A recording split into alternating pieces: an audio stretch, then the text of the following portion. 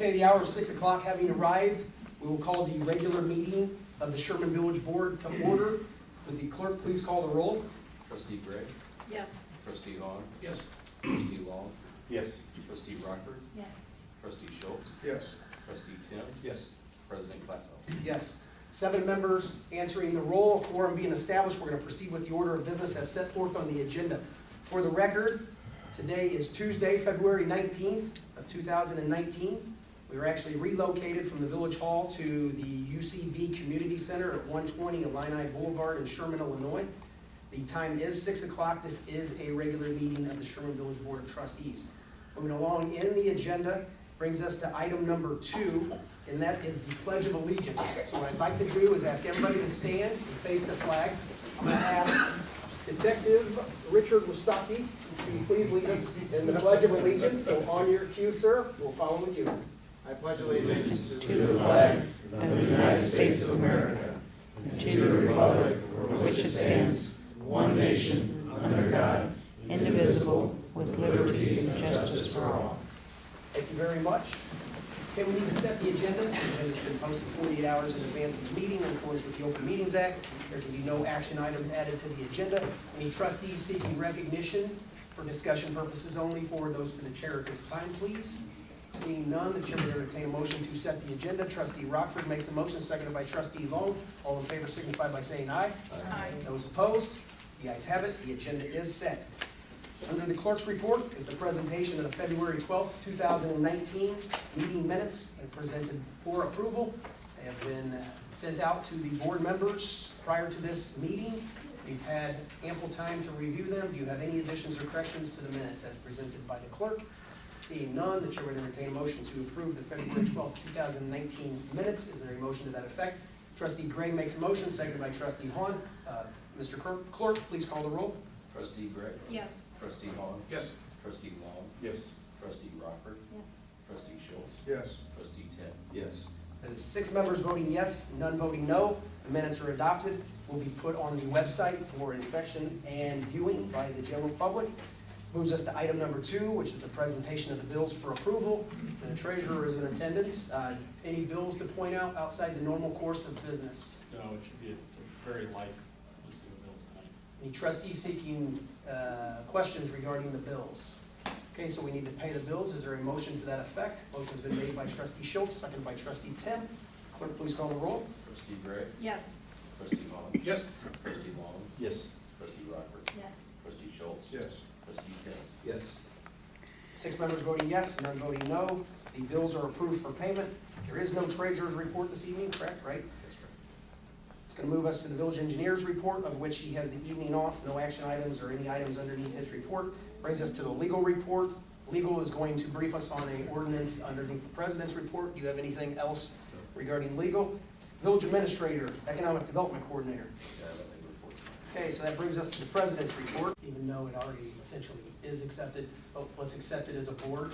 So if there's a motion to accept the 2018 audit as presented, is there a motion to that effect? Trustee Schultz makes a motion, seconded by Trustee Gray. Clerk, would you please call the roll? Trustee Gray? Yes. Trustee Hahn? Yes. Trustee Long? Yes. Trustee Rockford? Yes. Trustee Schultz? Yes. Trustee Tim? Yes. Okay, that's 6 members voting yes, none voting no. This audit will be added to the village website. Anybody can download or view on their devices, and be made available to the public. Mr. Lucas, Ms. Cochran, you guys are free. If you have something else to do the rest of the evening, if you want to stick around, you're more than welcome to. So we thank you for your audit, thank you for your time. And I know staff enjoys working with you guys as well. You're very professional, and I think things work and flow well back and forth in terms of getting the information. So thanks again for everything. Okay, let's move along.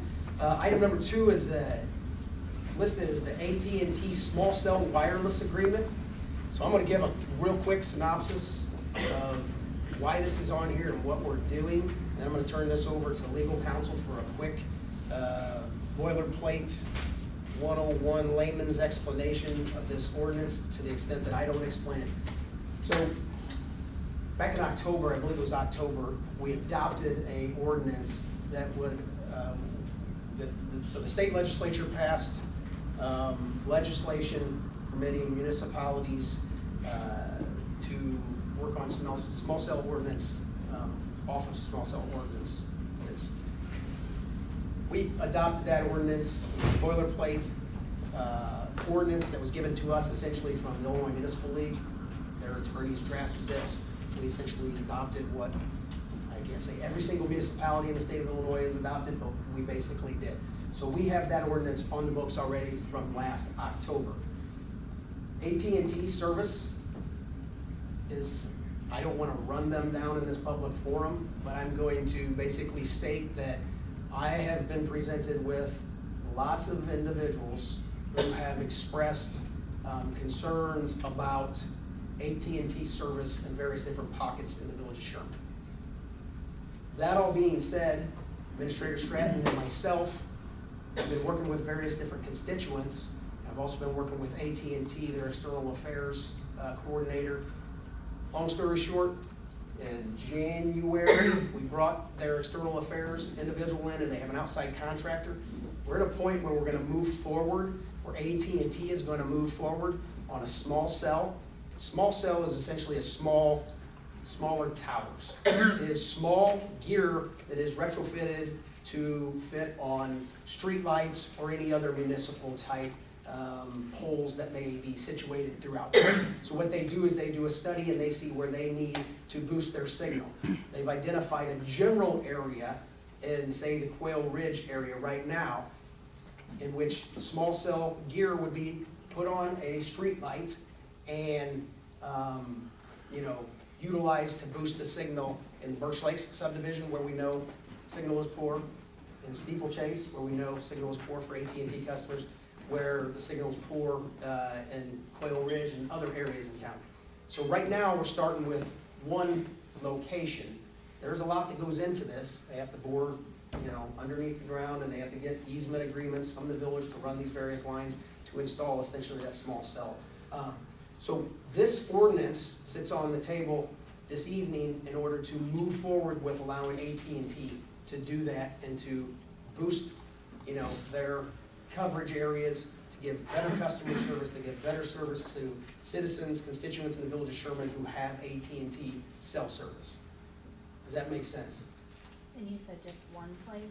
Right now, there's one location. We're one of the only municipalities that in Sangamon County that's being selected at this point in time. I don't want to say we're the only one, but I know we're one of a very few that they're looking at starting this with, and I'm starting with Sherman.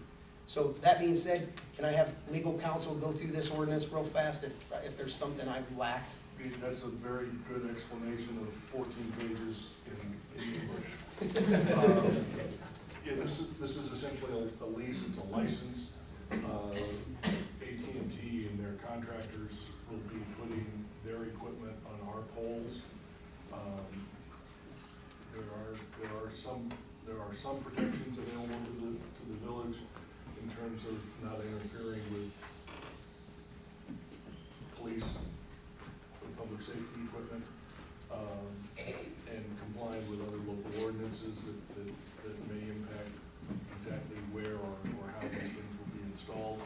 But by and large, it gives them the opportunity to select places within the village, install their equipment for a period of 5 years,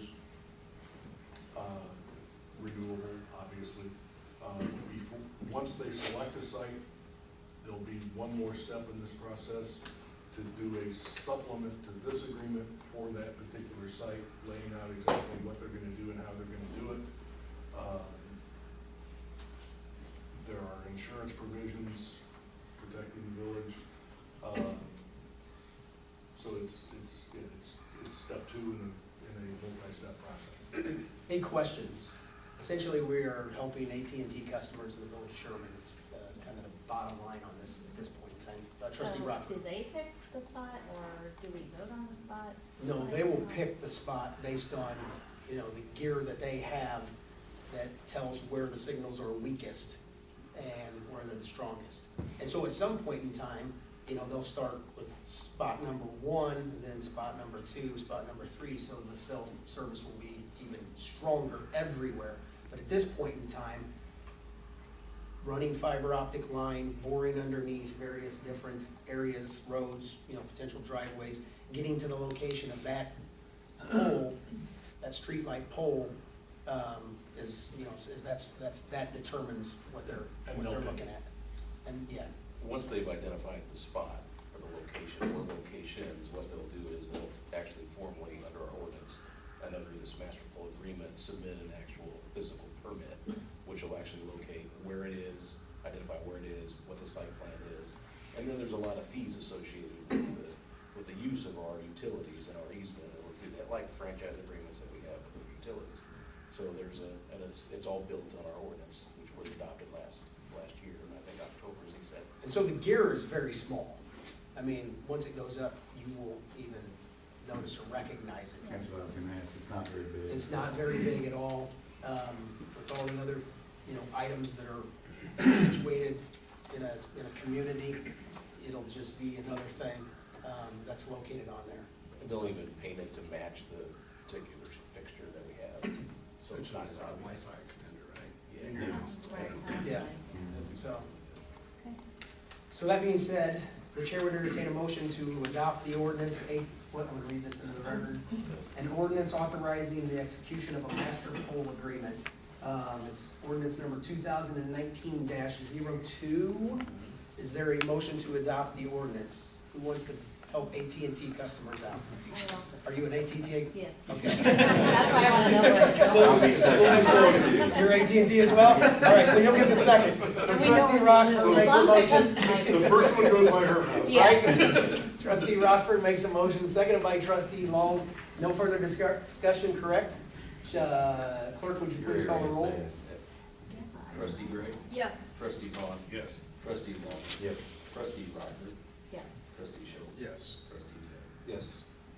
With 6 members voting yes, that having received the constitutional majority, it allows the mayor to vote on the measure. I would like to be recorded as a yes as well. So 7 members voting yes, none voting no. The ordinance will be adopted and signed by the village president. Next item, item number 3, is the support of the community unit school district, Williamsville Community Unit School District number 15 for the annual FFA Prime Rib Dinner. We do this every year. It is March 16th. The recommended donation sponsorship is $100. I don't think there's any discussion, but I'll ask. Seeing none, the chair would entertain a motion to sponsor the FFA dinner at an amount of $100. Is there a motion to that effect? Trustee Hahn makes a motion, seconded by trustee Gray. All in favor signify by saying aye. Aye. Those opposed, the ayes have it. $100 donation. Committee department reports. Anything to report, trustees? Nothing? Okay, that's gonna bring us to the Sherman Police Department. We have a couple items under the police department. The first item is a presentation of the Juvenile Adjustment Program Initiative by Richard Wistecki. I think he has about a 15-minute presentation, correct, sir? Yes, sir. Let's move along in the agenda. Item number 2, we are under the Sherman Police Department. It's a presentation of a letter of accommodation for Officer Schmillen and Officer Hedrick. Chief, I'll turn it over to you for the presentation of these letters of accommodation. Jesse Schmillen for commendable act, superior handling of a difficult situation. And the commendation reads as follows. Letter of commendation for Officer Jesse Schmillen and Officer Nate Hedrick for services set forth in the following citation.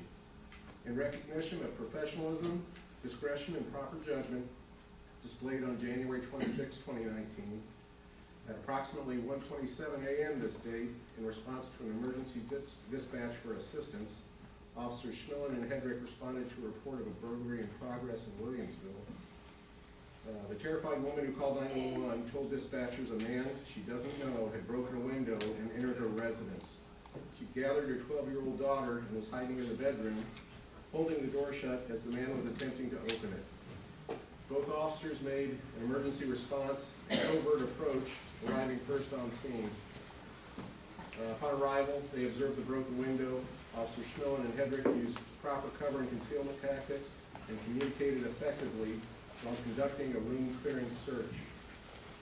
Officers located the suspect, matching the description provided by the dispatchers. in the kitchen area. They engaged him with verbal commands at gunpoint and taser. The suspect was apprehended without incident and turned over to sheriff's deputies upon arrival. Their response to this critical incident demonstrates. Public Works has the evening off, so new business, there is no new business to come before the village board. There is no old business to come before the village board. Brings us to civic organizations. We do have the presentation by the Sherman Area Chamber of Commerce. I would like to bring Mr. Sean Bull, the president of the Sherman Chamber of Commerce, forward for a few remarks and the presentation regarding the AED fundraiser for the police department. But I'd like to recognize some of our members who helped out. Jeff Carter from Carter Brothers Lumber, Sean Bull, American Family. First, I want to thank you all about your AT&T cell phone thing. I really like that.